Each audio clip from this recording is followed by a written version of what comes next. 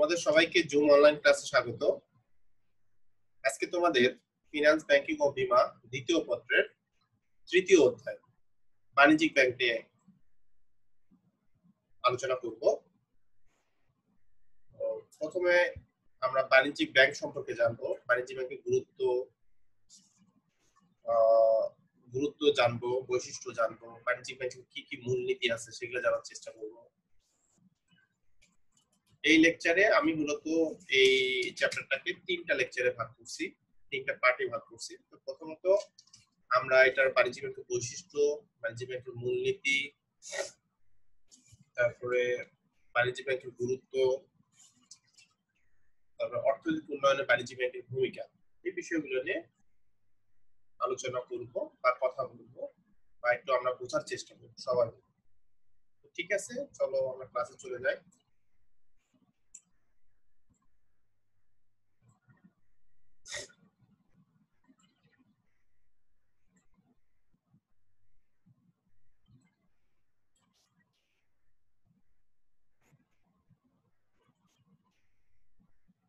যথারীতি আজকে এই লেকচারে আলোচক হিসেবে আছি আমি মোহাম্মদ আলী মুর্তজা মন্ডল, প্রভাষক ফিনান্স বিভাগ, ঢাকা রেসিডেন্সিয়াল মডেল কলেজ।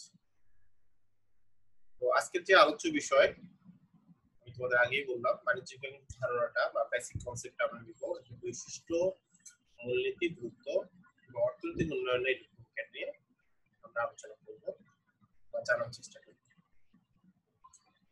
প্রথমে আমাদের যেটা জানতে হবে সেটা হচ্ছে বাণিজ্যিক ব্যাংকটা কি। আমরা ব্যাংক সম্পর্কে জানি, কেন্দ্রীয় ব্যাংক সম্পর্কেও জানি। এখন আমরা যেটা জানবো সেটা হচ্ছে কমার্শিয়াল ব্যাংক বা বাণিজ্যিক ব্যাংক। আসলে এটা কি, এটা নিয়ে আমরা একটু আলোচনা করি, দেখি কি কি বিষয় এখানে আসছে আর কি কি বিষয়ের জন্য এটাকে বাণিজ্যিক ব্যাংক বলা হয়।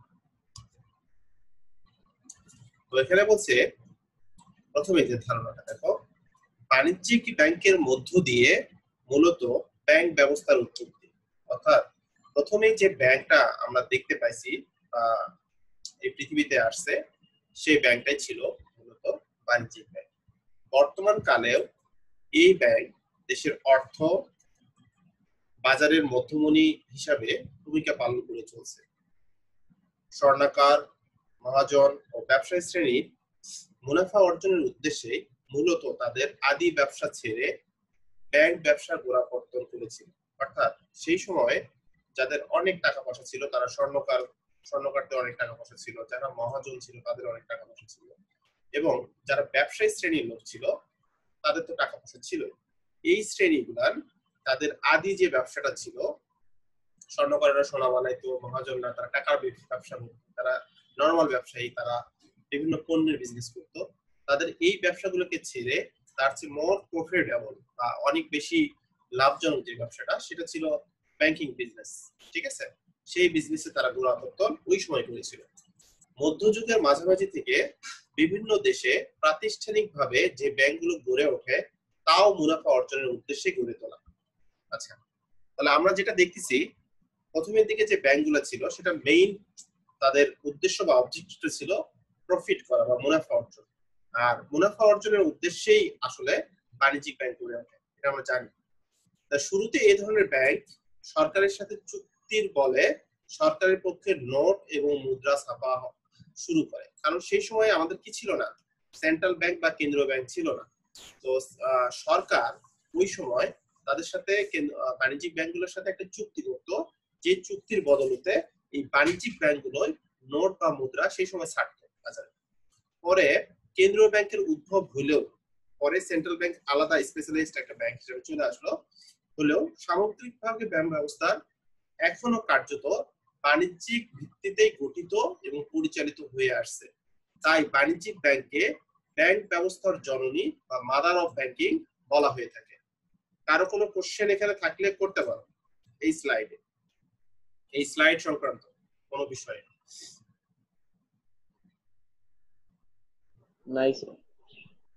আচ্ছা, না থাকলেও বলবা, থাকলেও বলবা, তাহলে আমি বুঝে যাব। আচ্ছা, তাহলে এখন দেখো, ওটার জাস্ট আগের হিস্ট্রি গুলা বলতেছিলাম, এখন বাণিজ্যিক ব্যাংকটা কি সেটা আমি জাস্ট এখন একটু বলি, তোমরা একটু শোনো, বোঝার চেষ্টা করো। কি বলছে আসলে এখানে। তো দেখো, মুনাফা অর্জনের উদ্দেশ্য নিয়ে যে ব্যাংক আমানত সংগ্রহ করে, ঋণ দান এবং গ্রাহকের বিভিন্ন ব্যাংকিং সেবা সুবিধা প্রদান করে তাকে বাণিজ্যিক ব্যাংক বলে। অর্থাৎ এই ব্যাংকের মেইন উদ্দেশ্যটা হচ্ছে কাস্টমারকে কাস্টমার সার্ভিসটা দিবে, তাদের আমানতটা সংগ্রহ করবে, তাদেরকে ঋণ দিবে, এছাড়াও যাবতীয় যে ব্যাংকিং সুবিধাগুলো তাদেরকে প্রদান করবে। তাদের মেইন কনসেপ্টটা হচ্ছে, মেইন অবজেক্টিভটা হচ্ছে তারা এখানে প্রফিট করবে, প্রফিট করার জন্যই আসছে, বাট তারা সেবা দিবে, তোমাকে সেবা দিয়ে তারা প্রফিট করবে। মুনাফা অর্জনের উদ্দেশ্য বা নিমিত্তেই এই ব্যাংকটা আসলে প্রতিষ্ঠিত। তাহলে এই ব্যাংক বিভিন্ন হিসাবের মাধ্যমে ব্যক্তি বা প্রতিষ্ঠানের নিকট থেকে কম সুদে বা লাভে আমানত সংগ্রহ করে এবং অধিক সুদে বা লাভে বিভিন্ন ব্যক্তি বা প্রতিষ্ঠানকে ঋণ দেয়। এটা আমরা আগে থেকেই জানি। কোনো একটা ব্যাংকিং প্রতিষ্ঠান যখন তারা আমানত সংগ্রহ করে তখন তারা স্বল্প সুদে আমানতটা সংগ্রহ করে। এই সংগ্রহিত আমানত তারা আসলে বসে রাখার জন্য এখানে নেয় নাই, তারা এই টাকাটাকে আরেকটা জায়গায় খাটায় বা আরেকটা জায়গায় দেয়। তাহলে অন্য আরেকটা পক্ষ যাদের টাকার দরকার তারা আবার ব্যাংকের কাছ থেকে ঋণ নেয়। সেই ক্ষেত্রে এখানে মধ্যস্বত্ব ভোগী হিসাবে বা মিডল ম্যান হিসেবে বা থার্ড পার্টি হিসেবে ব্যাংক এখানে তাদেরকে ঋণ দেয় এবং ঋণ দেওয়ার সাপেক্ষে ব্যাংক এখানে কি করতেছে, তারা অতিরিক্ত বা অধিক পরিমাণে চার্জ তারা কি করতেছে, আরোপ করতেছে। আচ্ছা, এছাড়াও ব্যাংক কি করে থাকে, পে অর্ডার, ব্যাংক ড্রাফট, প্রত্যয়পত্র ইত্যাদি খোলার মাধ্যমে ব্যাংক কমিশন প্রাপ্ত হয়। তারা পে অর্ডার বিভিন্ন নামে, বিভিন্ন প্রতিষ্ঠানের নামে তারা পে অর্ডার পাঠিয়ে দিচ্ছে, ব্যাংক ড্রাফট তৈরি করতেছে, তারা প্রত্যয়পত্র করতেছে, এগুলোর এগেইনস্টে তারা ওটার থেকে কমিশন তারা প্রাপ্ত হয় বা কমিশন তাদেরকে দিয়ে গ্রাহকরা কাজ করে। এখানে দেখো, গ্রাহক হিসাব পরিচালনার কারণে ব্যাংক চার্জ আদায় করে। অর্থাৎ কোন একটা গ্রাহকের যার অ্যাকাউন্ট ব্যাংকে আছে সেটার এগেইনস্টে তারা একটা কি নিচ্ছে, একটা চার্জ নিচ্ছে। ইলেকট্রনিক ব্যাংকিং সেবার জন্য সার্ভিস চার্জ নিচ্ছে। অর্থাৎ তোমার অনলাইন ব্যাংকিং দিচ্ছে, ইলেকট্রনিক ব্যাংকিং সুবিধা দিচ্ছে, এটার এগেইনস্টে তারা কি নিচ্ছে, একটা চার্জ নিচ্ছে। আচ্ছা, গ্রাহকদের গেল। তারপর বিভিন্ন খাতে ব্যাংক আয় করে। এক্ষেত্রে পরিচালনা খরচ সহ বিভিন্ন খরচ ক্ষতি বাদ দিয়ে যা অবশিষ্ট থাকে তাই হচ্ছে মুনাফা। তাহলে ব্যাংক যে আয়গুলো করছে, আয় থেকে যাবতীয় ব্যয় বাদ দিলাম, বাদ দেওয়ার পর যেটা অবশিষ্ট থাকবে সেটা মুনাফা। আর যদি না থাকে, অবশিষ্ট কিছু কম হয়ে যাচ্ছে, সেক্ষেত্রে কি হবে, ক্ষতি হবে। তো সেই কথাটা এখানে নরমালি আমরা পজিটিভটাই বলি বা বলার চেষ্টা করি। তাহলে এই ব্যাংক জনগণের জমা রাখা আমানত ঋণ দিয়ে মূলত ব্যবসা করায়, একে ধার করা অর্থের ধারক। একটা পক্ষ ব্যাংকের কাছে টাকা জমা রাখতেছে, ওই টাকা, জমাকৃত টাকা আরেকটা পক্ষকে সে ঋণ হিসেবে দিচ্ছে। কে দিচ্ছে? ব্যাংক। তা প্রথমে কি করতেছে, সে ধার করতেছে টাকাগুলা, মানে আমানত হিসেবে কাস্টমারকে ইনসিস্ট করতেছে বা তাদেরকে বলতেছে যে আপনারা এখানে টাকাটা কি করতে পারে, বিনিয়োগ করতে পারেন বা খাটাইতে পারেন। সেই টাকাটা পরবর্তীতে তারা কি করতেছে, ওই যে অন্যজন্য যে খাতগুলো আছে সেই জায়গাতে কি করতেছে, বিনিয়োগ করতেছে। তাহলে এই ক্ষেত্রে ব্যাংকে বলা হচ্ছে ধার করা অর্থের ধারক। এবং বাণিজ্যিক ব্যাংক, এই যে লাস্টে যে কথাটা বলবো, এই কথাটা বা এই পয়েন্টটা আমাদের বিভিন্ন প্রশ্নেই আসে বা আমরা হচ্ছে বাণিজ্যিক ব্যাংকে ডিফাইন করতে পারি এইটা দ্বারা। সেটা হচ্ছে বাণিজ্যিক ব্যাংক স্বল্প মেয়াদী ঋণের ব্যবসায়ী, স্বল্প মেয়াদী ঋণের ব্যবসায়ী ইত্যাদি নামেও আখ্যায়িত করা হয়। অর্থাৎ বাণিজ্যিক ব্যাংক মূলত স্বল্প মেয়াদী ঋণ দিয়ে থাকে, স্বল্প মেয়াদী ঋণ দিয়ে থাকে, স্বল্প মেয়াদী ঋণের ব্যবসায়ী, স্বল্প মেয়াদী ঋণের ব্যবসায়ী। ওকে, কোন প্রশ্ন আছে এখানে? প্রশ্ন আছে? প্রশ্ন থাকলে বলো। ওকে, দেখো এখন এই যে বৈশিষ্ট্যগুলো আমি কথা বলবো, বৈশিষ্ট্যগুলো খুব কেয়ারফুলি শুনবা, তাহলে যে কোনো একটা বৈশিষ্ট্যের সাথে মিলে গেলে তুমি এই ব্যাংকটাকে যে বাণিজ্যিক ব্যাংক সেই হিসেবে প্রশ্নের উত্তর করতে পারবা বা ডিফাইন করতে পারবা বা বুঝতে পারবা। সেটা দেখো, বাণিজ্যিক ব্যাংক আর্থিক মধ্যস্থ ব্যবসায়ী প্রতিষ্ঠান। বাণিজ্যিক ব্যাংকের মেইন উদ্দেশ্য মুনাফা অর্জন করা, কিন্তু জনগণের কাছ থেকে আমানত সংগ্রহ করতে সেই আমানতকৃত অর্থ আরেকটা পক্ষকে যাদের ঋণ দরকার তাদেরকে ঋণ দিচ্ছে। তাহলে মূলত বাণিজ্যিক ব্যাংক হচ্ছে আর্থিক মধ্যস্থ ব্যবসায় প্রতিষ্ঠান।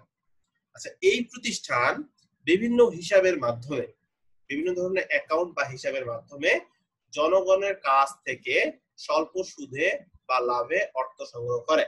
ওকে, সংগৃহীত অর্থ বেশি সুদে বা লাভে সাধারণত স্বল্পমেয়াদী ঋণ হিসাবে অন্যদেরকে প্রদান করে। তারা সংগৃহীত যে অর্থটা তারা পাচ্ছে সেটা স্বল্প সুদে বা লাভে তারা কি করতেছে, ঋণ হিসেবে নিচ্ছে, সেই ঋণকৃত অর্থ অন্যদেরকে আবার বেশি সুদে প্রদান করতেছে।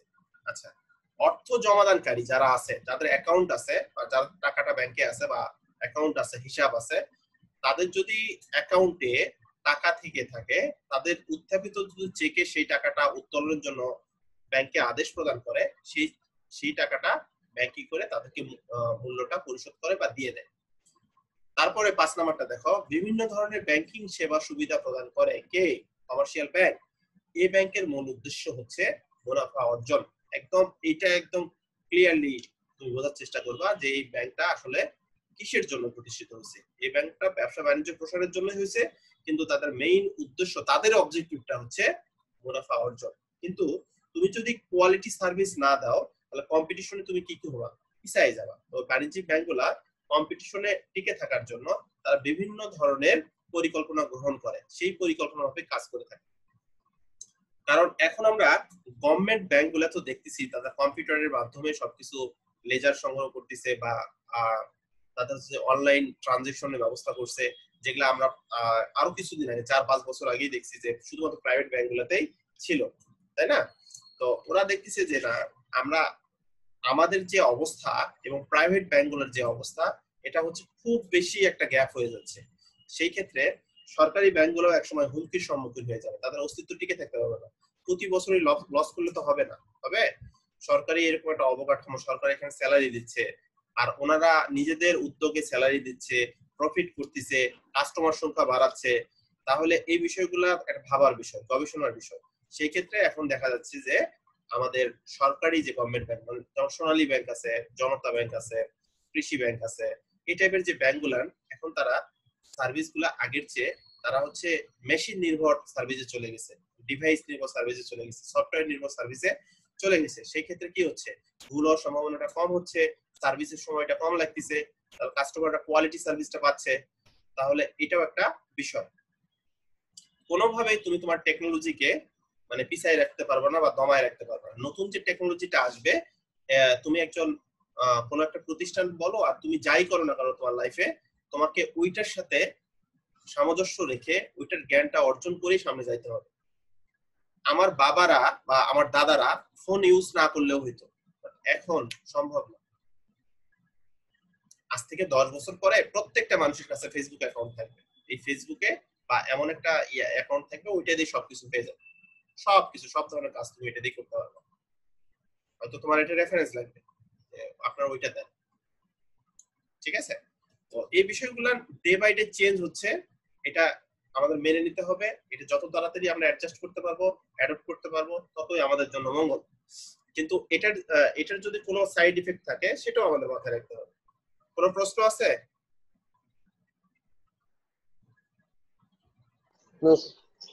ওকে, দেখো এখন বৈশিষ্ট্যগুলোতে আমরা যাই। বৈশিষ্ট্যগুলোতে কি বলছে? বাণিজ্যিক ব্যাংকের বৈশিষ্ট্যের মধ্যে প্রথমে বলছে মুনাফা অর্জনের উদ্দেশ্য। আমি তো বলছিলাম এই ব্যাংকটা এস্টাবলিশই হয়েছে, প্রতিষ্ঠিত হয়েছে, তারপর কোয়ালিটি সার্ভিস তো দিবেই, কিন্তু তাদের উদ্দেশ্যটা, মেইন উদ্দেশ্যটা হচ্ছে আমরা কোয়ালিটি সার্ভিস দিয়ে কাস্টমারকে আকৃষ্ট করে আমরা তাদেরকে আমাদের ব্যাংকের প্রতি কি করব, তারা অ্যাকাউন্ট করবে এবং তারা আমাদের সার্ভিসটা নেবে। তারা যদি সার্ভিসটা নেয়, গ্রাহক সংখ্যা যদি আমি বাড়াইতে পারি, আলটিমেট ভাবে আমার অপারেশনের বা কাজের যে সুযোগটা সেটা বেড়ে যাবে। আর কাজের সুযোগ যখন বাড়বে, আমার হচ্ছে এখানে বেশি পরিমাণ টাকা জমা হবে, ট্রানজেকশন হবে, প্রত্যেকটা জায়গাতে ব্যাংক কি করে থাকে, আয় করে থাকে বা আর্ন করে থাকে। তাহলে যত বাড়বে তাদের আয়ের পরিমাণ, লাভের পরিমাণ বাড়বে এবং তাদের মুনাফা অর্জনের যে উদ্দেশ্যটা সেটা সাধিত হয়। ঠিক আছে? তাহলে এই ব্যাংকটা প্রতিষ্ঠিত হয় মুনাফা অর্জনের জন্য। তারপরে দেখো, সঞ্চয় সংগ্রহ এবং স্বল্প মেয়াদী ঋণ দান। সঞ্চয় সংগ্রহ এবং স্বল্প মেয়াদী ঋণ দান। সঞ্চয় তারা কিভাবে সংগ্রহ করে? বিভিন্ন ধরনের ডিপোজিটের মাধ্যমে, বিভিন্ন ধরনের হিসাবের মাধ্যমে গ্রাহক তাদের জমাকৃত টাকা বা তাদের সঞ্চয়ের যে টাকাটা, সেই টাকাটা ব্যাংকের একটা হিসাবের মাধ্যমে বা একটা অ্যাকাউন্টের মাধ্যমে ব্যাংকের কাছে জমা রাখে। সেই টাকাটা ব্যাংক আবার জমা রেখে আবার আরেকটা পক্ষ আছে যাদের ঋণের প্রয়োজন, তাদেরকে স্বল্প মেয়াদী ঋণ দান করে থাকে। তারপরেরটা দেখো, এটা খুবই ইম্পর্টেন্ট, বিনিময়ের মাধ্যম সৃষ্টি। কিসের মাধ্যম সৃষ্টি? বিনিময়ের মাধ্যম সৃষ্টি। আমরা জানি টাকা একটা বিনিময়ের মাধ্যম। নরমালি সরাসরি লিকুইড ক্যাশ দেবো, আমি যে কোনো জিনিসটা নিব, আমি নিতে পারবো। কিন্তু এখানে বলছে বিনিময়ের মাধ্যম। আমরা নরমালি জানি বিনিময়ের মাধ্যম সরাসরি টাকা, ক্যাশ। কিন্তু ক্যাশ ছাড়াও ক্যাশের মতো হয়ে কোনো একটা প্রতিষ্ঠানের এজেন্ট হিসেবে বা প্রতিনিধি হিসেবে বা একটা দলিল হিসেবে ব্যাংকের মাধ্যমে এই কাজটা সম্পাদন করে হয়ে থাকে। সেটা কি কি হতে পারে দেখো, এটা বলা হচ্ছে, দেখো, মুদ্রা সৃষ্টি করতে না পারলেও বিনিময়ের মাধ্যম হিসেবে চেক কার্ড, ব্যাংক ড্রাফট, প্রত্যয়পত্র ইত্যাদি এসব ব্যাংকের অন্যতম বৈশিষ্ট্য হিসেবে সর্বজন স্বীকৃত। আর্থিক প্রতিষ্ঠান হিসেবে বাণিজ্যিক ব্যাংক অতি সহজেই এই ধরনের বিনিময়ের মাধ্যম সৃষ্টি করতে পারে, যা অন্যান্য ব্যাংকের পক্ষে সম্ভব নয়। যেমন সেন্ট্রাল ব্যাংক কি করতে পারে, তারা টাকাটা তৈরি করতে পারে, সরাসরি বিনিময়ের মাধ্যমটা তৈরি করতে পারে, কিন্তু বাণিজ্যিক ব্যাংক তো এই কাজটা করতে পারবে না। তো বাণিজ্যিক ব্যাংক যেটা করতে পারবে সেটা হচ্ছে তারা আদার্স যে বিষয়গুলো আছে বিনিময়ের মাধ্যম করবে, টাকা না, বাট টাকার মতো বা অথরিটির স্বাক্ষর সম্বলিত একটা দলিল, একটা কাগজ তারা কি করতে পারে, বিজনেসের ক্ষেত্রে যেটা অনেক বেশি কার্যকরী, সেগুলো তারা বাজারে ছাড়তে পারে। সেগুলো কি হতে পারে? চেক হতে পারে, ব্যাংক ড্রাফট হতে পারে, পে অর্ডার হতে পারে, এলসি হতে পারে। এই বিষয়গুলো এখানে চলে আসছে। ওকে, তাহলে বিনিময়ের মাধ্যম বললাম, এটা স্টার মার্ক দিয়ে লেখো, এটা সবসময় আসে বা বুঝতে হয়। এটা এই প্রশ্নটা খুবই ইম্পর্টেন্ট। তারপরটা দেখো, শাখা ব্যাংকিং ব্যবস্থা। শাখা ব্যাংকিং ব্যবস্থা নরমালি আমাদের দেশের মোটামুটি সবগুলো প্রতিষ্ঠানই শাখা ব্যাংকিং ব্যবস্থার মাধ্যমে তারা বিজনেস কার্যক্রম পরিচালনা করে আসতেছে। আর শাখা ব্যাংকিং ব্যবস্থার একটা বড় সুবিধা হচ্ছে যে যদি আমি আমার টাকাটা দিনাজপুরে পাঠাই, তাহলে আমি আমার ব্রাঞ্চে পাঠাইতে পারতেছি, তারা খুব সহজে কোনো একটা গ্রাহক ওই জায়গা থেকে টাকাটা উত্তোলন করতে পারতেছি, তাই তো? তো শাখা ব্যাংক যত বেশি হবে, যত শাখার সংখ্যা যত বেশি হবে, আলটিমেটলি আমি ধরে নিব ওই ব্যাংকটা তাদের বিজনেস কার্যক্রম ভালো অবস্থা করার ফলে তারা একটা একটা করে শাখাগুলো বাড়াইছে। ওকে, তো তারপরটা দেখো, তালিকাভুক্ত ব্যাংক। কমার্শিয়াল ব্যাংক বা বাণিজ্যিক ব্যাংকগুলো হচ্ছে তালিকাভুক্ত ব্যাংক, অর্থাৎ কেন্দ্রীয় ব্যাংকের রেজিস্ট্রার বা তালিকাভুক্তকরণের মাধ্যমেই তারা বিজনেসটা আজকে কি করতেছে, পরিচালনা করতেছে। তারপরটা দেখো, সেবা ধর্মী প্রতিষ্ঠান। আমরা যত কিছুই বলি না কেন, আলটিমেট ভাবে তারা তো আমাদের প্রয়োজনগুলো মেটাচ্ছে। এজ এ গ্রাহক আমি আমার প্রয়োজনটা মেটাচ্ছে। আমার রাত 10টার সময় টাকা দরকার, রাত 10টায় টাকা দরকার, আমি এই মুহূর্তে ব্যাংকটা ওপেন নাই নরমালি, তাহলে আমি কি করতে পারতেছি, কার্ড ইউজ করতে পারতেছি, ঠিক আছে? আর কার্ডও যদি না থাকে, আমি ওই পক্ষটাকে একটা চেক লিখে স্বাক্ষর করে দিয়ে আসতেছি, কালকে যখন ব্যাংকটা ওপেন হবে আপনি টাকাটা উঠাই নেন। তাহলে ওই যে বিনিময়ের একটা মাধ্যম, একটা ডকুমেন্ট, ওইটা পেয়েও কিন্তু উনি আশ্বস্ত হবে যে না আমি এটা পাইছি, তার কিছু একটা আমার কাছে আছে। কিন্তু তোমাকে নরমালি কোনো পক্ষ কিন্তু ফ্রিতে কোনো কাজ করে দিতে যাবে না। তাহলে এটা একটা দলিল, এটা তোমাকে রিপ্রেজেন্ট করে, তাহলে তোমার প্রতিনিধি হিসেবে এই দলিলটা তারা গ্রহণ করে তোমাকে ওই সার্ভিসটা তারা দেবে। এবং এই ব্যাংক আমাদের জীবনযাত্রার মানটাকে কোন জায়গায় নিয়ে আসছে দেখো, এখন আমাদের টাকা ওইভাবে ক্যারি করতে হচ্ছে না, আমার টাকাটাকে খুব ফ্লেক্সিবলি এক জায়গা থেকে আরেক জায়গায় ট্রান্সফার করতে পারতেছি। টাকার যে মুভমেন্ট, লিড টাইমটা, এটা আলটিমেট ভাবে কমে গেছে। আমি যদি দিনাজপুর থেকে কোনো একটা পক্ষের কাছে 2000 সালের আগে যদি টাকা নিতে চাই, যখন যমুনা ব্রিজ ছিল না, যখন ব্যাংকিং ব্যবস্থাটা এত ভালো না, তখন বিকাশ ছিল না, বা অনলাইন মানি ট্রানজেকশন যদি ব্যবস্থা না থাকে, সেই ক্ষেত্রে আসলে আমরা বড় ধরনের অসুবিধার সম্মুখীন হইতাম। অনেক আগে আমি শুনতাম যে কোনো চাচা যদি পড়তো ইউনিভার্সিটিতে, তারা হচ্ছে বাবা ওই যে থেকে, পোস্ট অফিস থেকে মানি অর্ডারের মাধ্যমে টাকাগুলো পাঠাইতো। আমাদের স্যারদের কাছেও এই ঘটনা শুনছি যে আজকে যদি আমি আমার বাবাকে চিঠি লিখতাম, আমার বাবার কাছে চিঠি পৌঁছাতো 3 দিন বা 4 দিন পরে। উনি যদি কোনো চিঠি আবার উত্তর দিত, সেই চিঠির উত্তর আসতে আমার সময় লাগতো কতদিন, আরো ধরো 4-5 দিন। তাহলে প্রায় 10 দিন পরে আমি নিউজটা পাচ্ছি, তারপর কত পিছাই। এখন আমি কথা বলার দরকার, আমার ভিডিও কল অন রেখেই আমি আমার কাজও করতেছি, আম্মুর সাথে আমি দেখতেছি বা আব্বুর সাথে দেখতেছি, আমি কি করতেছি ওনারা দেখতেছি। তার মানে আমরা এখন কোন পর্যায়ে আসছি। আবার হচ্ছে আমি আমার টাকা বা ব্যালেন্স আমি ঘরে বসে ইয়ার টিকিট করতে পারতেছি, স্টেডিয়ামে যাব খেলা দেখতে সেই টিকিট করতে পারতেছি, বাচ্চার জন্য স্কুলের যে পেমেন্টটা সেটা করতে পারতেছি, মানে যাবতীয় কাজগুলো এখন অনলাইন ভিত্তিক হয়ে গেছে, ব্যাংকিং সুবিধার মধ্যে দিয়ে হয়ে গেছে। তাহলে ব্যাংক অবশ্যই আমাদের সুবিধা দিচ্ছে বা সেবা দিচ্ছে, বা প্রতিনিয়ত আমাদের আমাদের আমাদের যে অবস্থাটা যখন যত বেশি চেঞ্জ হবে, ব্যাংকের প্রযুক্তি নির্ভর যে জ্ঞানটা বা ওদের যে রিসার্চ এন্ড ডেভেলপমেন্ট সেক্টরটা, তারা ওইটা নিয়ে গবেষণা করবে, মানুষের কি কি প্রয়োজন, ওই বিষয়গুলো তারা এখানে ব্যাংকের সাথে ইন্ট্রোডিউস করবে এবং তারা তার টিকে থাকবে। আদারওয়াইজ 5 বছর 10 বছর বা 20 বছর পরে হলেও তুমি যদি তোমার অবস্থা চেঞ্জ না করো, ব্যাংক যদি ব্যাংকের অবস্থা চেঞ্জ না করে, তাদের অবস্থাটা কি হয়ে যায়, ভঙ্গুর হয়ে যায়, বা ওখান থেকে তারা স্টপ হয়ে উঠতে হয়, ব্যবসা গুটাই নিয়ে যাইতে হয়, কিছু করার নাই। কোনো প্রশ্ন আছে এখানে? না স্যার, ঠিক আছে। ওকে, তারপরে যেটা নিয়ে আমি কথা বলবো সেটা হচ্ছে মূলনীতি, প্রিন্সিপালস অফ কমার্শিয়াল ব্যাংক। আচ্ছা, মূলনীতি বিষয়টা তোমরা কি বুঝো, একটু ধারণা আমাকে একটু দাও তো, কি কেউ বলতে পারো কিনা? মোহতাসিম, বলতে পারবা? যে নির্দেশনার উপরে ব্যাংক তার কার্যাবলী পরিচালনা করে। নির্দেশনাটা কি আসলে? নির্দেশনাটা কি নির্দেশনা বলছো? এটা কি অর্ডার, আদেশ? অর্ডার বলতে মানে না স্যার, ওরকম না, মানে যেরকম কৌশল বা যেসব বিষয়গুলো তারা মেনে চলে, স্ট্যান্ডার্ড স্যার, আদর্শ, মানে এইসব বিষয়গুলো মেনে তারা ব্যাংকিং কার্যাবলী।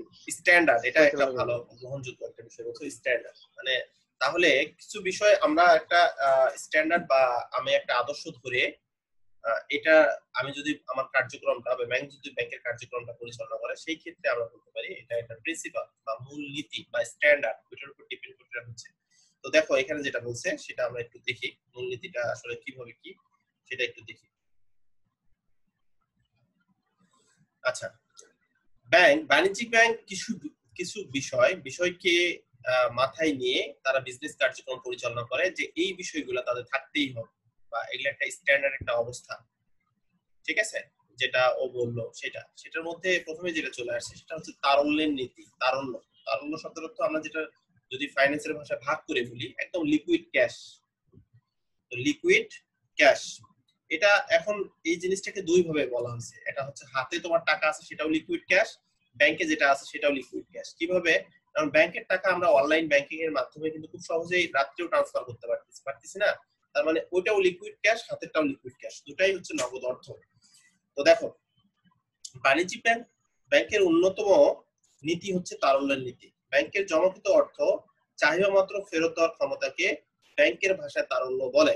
অর্থাৎ গ্রাহকের কোনো চেক উপস্থাপিত হলে বা গ্রাহকের হয়ে কোনো একটা পক্ষকে যদি টাকা পরিশোধের কোনো নির্দেশনা আসে, সেই ক্ষেত্রে ব্যাংক ওই টাকাটা পরিশোধ করার সক্ষমতাটাকেই বা ওই মুহূর্তে দেওয়ার যে একটা অবস্থাকেই বলা হচ্ছে ব্যাংকের তারল্যের নীতি। ওকে, গ্রাহকের চেকে অর্থ চাহিদা মাত্র পরিশোধের সামর্থ্যকে ধরে রাখার জন্য কাম্য পরিমাণ, কাম্য মানে চাওয়া, একটা স্ট্যান্ডার্ড একটা মান, যে এরকম একটা হইতে হবে, কাম্য পরিমাণ তরল সম্পদ সংরক্ষণের কৌশলকেই বাণিজ্য ব্যাংকের তারল্য নীতি বলে। বাণিজ্য ব্যাংকের কিসের নীতি বলে? তারল্য নীতি বলে। অর্থাৎ তারা একটা পার্সেন্ট হিসাব করে, অ্যাটলিস্ট ধরো 15% গ্রাহক হয়তো আমাদের প্রতিষ্ঠানে এসে একটা নির্দিষ্ট পরিমাণে অ্যামাউন্ট টাকা চাইতে পারে, তাহলে ওই ধরনের একটা টাকা সব সময় তোমার ব্রাঞ্চে সংরক্ষণ করে রাখতে হবে। ঠিক আছে, এর বেশি হলে, যেহেতু এটা কমার্শিয়াল ব্যাংক, তারা একটু সময় নিয়ে টাকাগুলো দিতে পারবে। তারা হচ্ছে পাশের ব্যাংক, অন্য কোনো ব্যাংক থেকেও লোন নিয়ে দিতে পারবে, না হলে তাদের যদি ব্যাংক থাকে সেটা থেকে দিতে পারবে, না হলে কেন্দ্রীয় ব্যাংক থেকে ঋণ নিয়ে হলেও তোমাকে এটা দিতে পারবে, এটা কোনো সমস্যা না। তারপরেরটা বলা হচ্ছে সচ্ছলতার নীতি। তারা সচ্ছল কিনা, তারা হচ্ছে তাদের হচ্ছে দায় এবং মূলধনের পরিমাণটা সময় কিনা, সেটা আছে কিনা। সচ্ছলতা বলতে দায় পরিশোধের সামর্থ্যকে বোঝায়। প্রকৃত সম্পদের পরিমাণ দায় থেকে কমে গেলে ব্যাংকের সচ্ছলতা কমে। তাহলে প্রকৃত সম্পদের পরিমাণ দায় থেকে কমে গেলে ব্যাংকের কি বাড়ে? সচ্ছলতার অবস্থাটা কমে যায়। আর যদি প্রকৃত সম্পদের অবস্থা দায় থেকে বেশি হয়, তাহলে ব্যাংকের সচ্ছলতার একটা ভালো একটা অবস্থায় আছে। অর্থাৎ তোমার তোমার সম্পদ আছে, তোমার নিজের ওনার সিকিউরিটি আছে ধরো 500 কোটি টাকা, কিন্তু তুমি আমানতের মাধ্যমে সংগ্রহ করছো 700 কোটি টাকা। তাহলে ওরা যদি 700 কোটি টাকা এই মুহূর্তে চার্জ আরোপ করে, তাহলে কিন্তু তোমার আমানতটা কি হবে, কমে যাবে। অর্থাৎ তোমার তোমার দুটা চেক এন্ড ব্যালেন্স করতে হবে, এটার সাথে ওটার সামঞ্জস্য রাখতে হবে। তারপরটা দেখো নিরাপত্তার নীতি। কিসের নীতি? নিরাপত্তার নীতি। একটা লোক কেন ব্যাংকে যাবে? আমি আমার টাকাটা আমি এখানেও তো রাখতে পারি, ব্যাংক তো একটা প্রতিষ্ঠান, ওই ব্যাটা তো আমার টাকা মেরেও দিতে পারে। তো ধরো ব্যাংকের ওই অবস্থাটা এখন হয়ে গেছে 21 শতাব্দীতে, কিন্তু আমি এটা মানবো না যে আমার টাকা আমার অ্যাকাউন্ট থেকে চুরি করে কেউ নিয়ে গেছে। এটা আমি কখনোই মানতে চাইবো না, তুমিও মানতে চাইবে না, কেউ মানতে চাইবে না। গ্রাহকরা কখনোই এটা চাইবে না যে ব্যাংকের টাকা আমার অ্যাকাউন্ট থেকে চুরি হয়ে টাকাটা চলে গেছে, এটা কিন্তু কেউ মানতে চাইবে না। তো তারা চায় এখানে একটা সেফটি, একটা সিকিউর জায়গা যেখানে আমি আমার আমানতটা রাখতে পারি। ক্লিয়ার? আর যদি এখান থেকে টাকা চুরি হয়, হেরে যায়, তাদের ব্যাপার, এটা আমার কনসার্ন না। প্রতিষ্ঠান থেকে হেরে গেছে এটা আর কিছু, তারা প্রতিষ্ঠান, বা ডাকাতি হয়েছে হয়েছে, এটা আমার কনসার্ন না। ওকে, তারপর দেখো মুনাফার নীতি। মূলত ব্যাংকগুলো মুনাফা করার জন্য বিজনেস করতেছে, কিন্তু কোয়ালিটি সার্ভিস দেয়।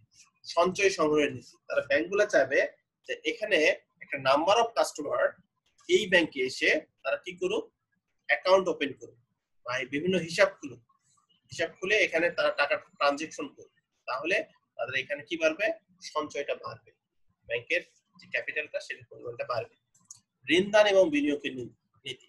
তারা টোটাল টাকার কত পার্সেন্ট তারা ঋণ দিবে, কত পার্সেন্ট বিনিয়োগ করবে, বিনিয়োগ মানে অন্য প্রতিষ্ঠানের শেয়ার বন্ড ডিবেঞ্চার কিনবে, সেটার একটা তাদের নীতি থাকবে বা স্ট্যান্ডার্ড থাকবে যে এত পার্সেন্ট করবে।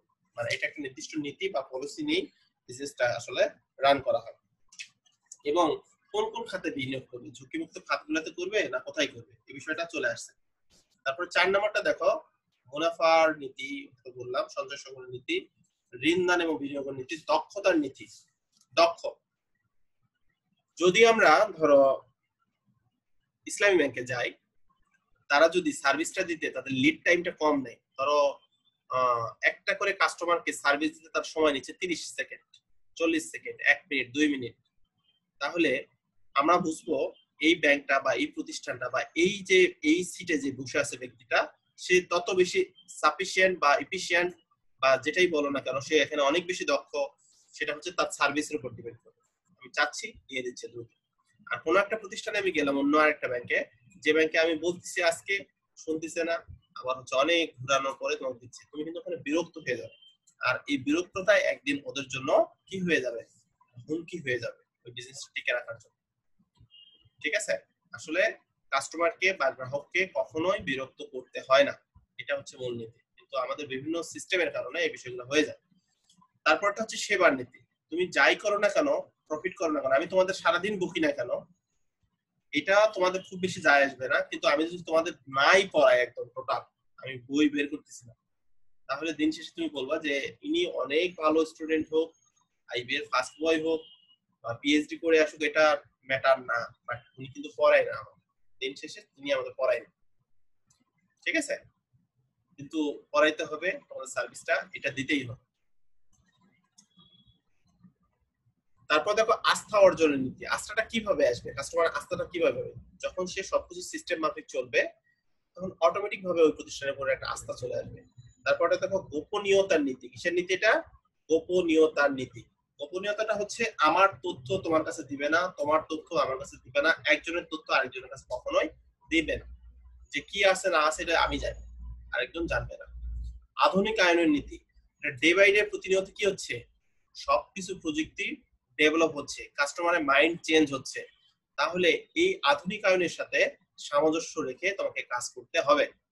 তারপর একটা দেখো অবস্থানের নীতি। এটা খুবই গুরুত্বপূর্ণ। দেখবা যে ব্যাংকগুলা মোটামুটি একটা অঞ্চলের প্রাইম যে রোড গুলান আছে, প্রাইম যে বিল্ডিং গুলান আছে, যেটা খুব বেশি ফোকাসড, সেই জায়গাগুলোতে কিন্তু ব্যাংকগুলার বসে। এমন একটা জায়গায় বসবে সেখানে আসলে লোকজন ওই রাস্তাটা কিন্তু মোটামুটি যায়, ওটা একটা প্রাইম রাস্তা বা প্রধান রাস্তা, ওটাতে যাইতেই হয়। ওইরকম জায়গাতে তারা কিন্তু ব্রাঞ্চ গুলো দেওয়ার চেষ্টা করে। এটা হলো অবস্থানের নীতি, যে এমন একটা জায়গায় দিব মোটামুটি সব এলাকার মানুষ এই জায়গায় একবার হলেও আসে মাসে বা মুভ করে। এটা সো এই জায়গাতে ব্যবহৃত হবে। এটা হলো অবস্থানের নীতি। তারপরটা হচ্ছে প্রচারের নীতি। প্রচার এই প্রসার, এটা মনে রাখবা। তুমি যে অবস্থায় থাকো না কেন, কাস্টমারকে ইনসিস্ট করার জন্য, বোঝার জন্য তোমার অবস্থাটাকে কাস্টমারের সামনে হাজির করবে, এটা হলো প্রচার। তারপর হচ্ছে সুনামের নীতি।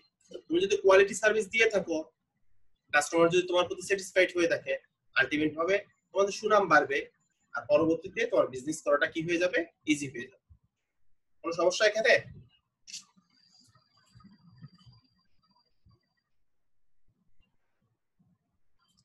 আচ্ছা, এখন দেখো গুরুত্বটা কি। গুরুত্বটা হচ্ছে ইম্পর্টেন্স। প্রথমে যেটা বলছি, সঞ্চয়, সংগ্রহ এবং মূলধন গঠন।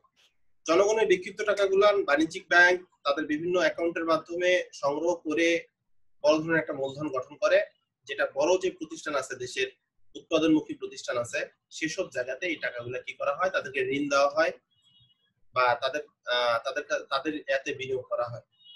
সেক্ষেত্রে আলটিমেট ভাবে দেশ এখানে কি হচ্ছে, উপকৃত হচ্ছে। তার মানে বাণিজ্যিক ব্যাংকের গুরুত্বটা অপরিসীম। তারপরে বলা হচ্ছে এখানে, সেটা হচ্ছে ঋণ দান এবং বিনিয়োগ। আমি ওটা বলেই ফেলছি, বিনিময়ের মাধ্যম সৃষ্টি, ওই যে চেক, পে অর্ডার, এটা নিয়ে আমি কথা বলছি। আভ্যন্তরীণ বাণিজ্যের সম্প্রসারণ। আভ্যন্তরীণ মানে দেশের ভিতরে। একটা ব্যাংক ব্যবস্থা যখন ভালো হবে, যাদের ঋণের দরকার তারা খুব সহজে ঋণ পাবে, যাদের টাকা ট্রান্সফার করার দরকার ট্রান্সফার করতে পারবে। ব্যাংক একটা ব্যবসায়ীর পক্ষ হয়ে তাদের পে অর্ডার এসে দায়িত্ব নিতে পারে, থার্ড পার্টি হিসেবে দায়িত্ব নিতে পারে। সেই ক্ষেত্রে ব্যবসার সম্প্রসারণ বা ব্যবসাটা বেড়ে যাবে, মানে তারা একটা ফেভারেবল প্লেস পাচ্ছে। তাহলে তারা এখানে বিজনেসটা কি হবে, আলটিমেট ভাবে বেড়ে যাবে। কিন্তু যদি এখানে যদি ব্যাংক কোনো হেল্প না করে, তাহলে কিন্তু বিজনেস করাটা টাফ। আন্তর্জাতিক ব্যবসায়ের সহায়তা। আন্তর্জাতিক ব্যবসায়ের সহায়তা শুধুমাত্র দেশের ভিতরে না, আমরা দেশের বাহিরে বিভিন্ন দেশগুলো আছে, যেমন ধরো ইউএসএ, ইউকে, আমাদের ইউরোপিয়ান বা ইউরোপের যে দেশগুলো তারা আছে, তাদের সাথে আমাদের সবচেয়ে বড় এক্সাম্পল সেটা হচ্ছে যে কি, আমাদের আরএনজি সেক্টর বিজনেস করতেছে। এই বিজনেসের ক্ষেত্রে একটা এলসি ওপেন করতে হচ্ছে, অনেক করতেছে, এনারা করতেছে, যেটা খুবই গুরুত্বপূর্ণ। একটা পক্ষ আর একটা পক্ষের সাথে বিজনেস করতেছে, তাদের বিজনেসের যতগুলো টার্মস এন্ড কন্ডিশন এই এলসির মাধ্যমে এখানে নিষ্পত্তি হচ্ছে, দেনা পাওনাটা নিষ্পত্তি হচ্ছে। সেক্ষেত্রে একটা পক্ষ আর একটা পক্ষকে বিলিভ করতে পারতেছে।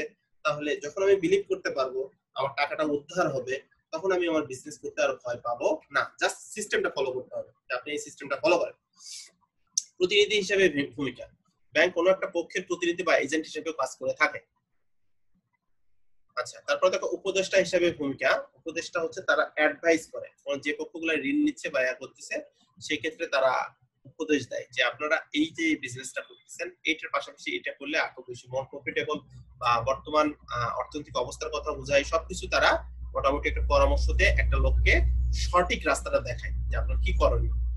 অর্থ স্থানান্তর সহায়তা। আমি বললাম আমি দিনাজপুরে টাকা পাঠাবো, চিটাগংয়ে টাকা পাঠাবো, সেটা যদি ব্যাংক না থাকতো, বাণিজ্যিক ব্যাংক না থাকতো, সম্ভব হতো না। কর্মসংস্থান। যখন তোমার সবকিছু ঠিকঠাক হয়ে যাবে, কর্মসংস্থান বেড়ে যাবে, তার মানে বেকার সমস্যাটা হ্রাস পাবে।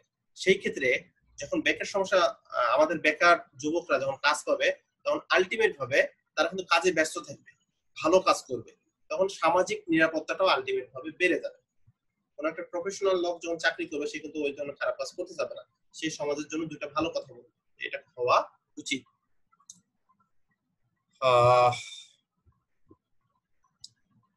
এখন অর্থনৈতিক উন্নয়নে ব্যাংকের ভূমিকা, ওই সঞ্চয় সংগ্রহ, মূলধন গঠন আমি বলছি, ঋণদান বলছি, বিনিয়োগ বলছি, বিনিময়ের মাধ্যম সৃষ্টি বলছি, আভ্যন্তরীণ বাজারে সম্প্রসারণ বলছে, কর্মসংস্থান, সরকারের আর্থিক নীতি বাস্তবায়ন, এটা একটা গুরুত্বপূর্ণ পয়েন্ট। সরকার যে ফাইন্যান্সিয়াল যে লটা আছে সেটা বাস্তবায়ন করতে পারে এই বাণিজ্যিক ব্যাংকের মধ্য দিয়ে। ঠিক আছে। আর জীবনযাত্রার উন্নয়ন, আমরা কার্ড ব্যবহার করতে পারতেছি, আমরা এখন আরো বেশি ডেভেলপ, এই ব্যাংক ব্যবস্থা উন্নয়ন করলে সবই আমাদের ডেভেলপ হচ্ছে। ওকে, তো আজকে তোমাদের এই পর্যন্তই। তোমরা সবাই ভালো থাকবা, একটু পড়ালেখা করে আইসো স্যার, কারণ এই পড়ালেখা করলে তোমার সামনে তোমার জন্য বেটার। ঠিক আছে, তো নেক্সট ক্লাসে দেখা হবে, কথা হবে। সবাই ভালো থেকো, সুস্থ থেকো। আসসালামু আলাইকুম স্যার। ওয়ালাইকুম আসসালাম স্যার।